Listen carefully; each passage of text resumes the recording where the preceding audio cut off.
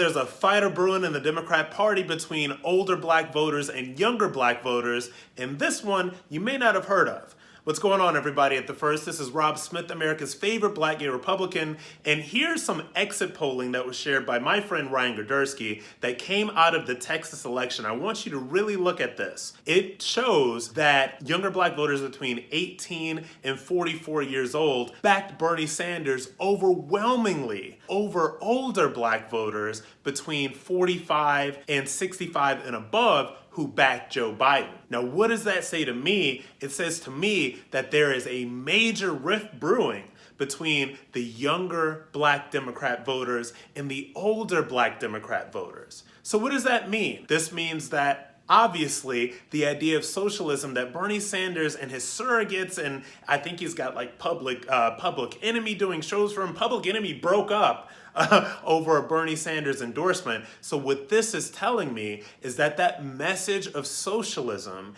is reaching and it's really catching on to young black Americans in a way that it is not catching on to older black Americans. Why? Well, the ideas behind why socialism is catching on with some of these people, I think, are all about millennials that have too much student loan debt. These people took out tens of thousands of dollars in student loans to get crap degrees in industries that don't pay, and now they're upset, and so they want socialist grandpa Bernie Sanders to bail them out. This is happening around a lot of younger voters, but I'm interested to see this exit poll out of Texas showing you that this is really taking hold among younger African American voters. Now, older black American voters, they are establishment Democrat voters to the core. These are not the people that are gonna flip for Trump at all in 2020. These are people that are always going to vote for Joe Biden. But what that says is that there's a huge rift and a huge gap between the younger voters and the older voters in the Democrat Party.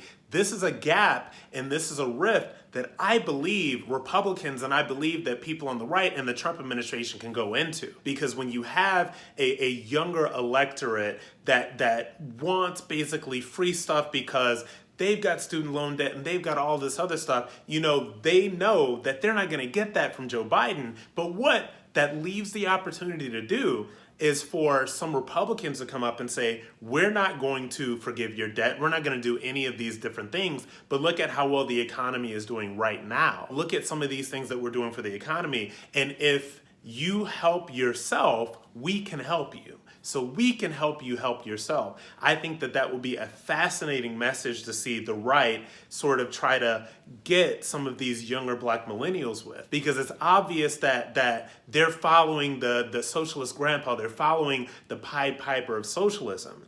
Now, if Bernie Sanders, and I've said this many times before, if Bernie Sanders doesn't get this nomination, these younger black Democrat voters will not show up, the ones that are going to be with him hardcore. But it's good for the older Joe Biden coalition because these are the types of voters that actually show up to elections anyway. So this rift between younger black voters and older black voters is something that is only going to get more and more exacerbated on the Democrat Party side as we go on. And it leaves a major opportunity for Republicans, for the Trump administration, for people on the right to come in and say, look at what we can do for you. You are disenfranchised by the Democrat Party. You are upset by the Democrat Party. You obviously see them stealing the nomination from your preferred candidate. So take a look at what we can do for you on the right side.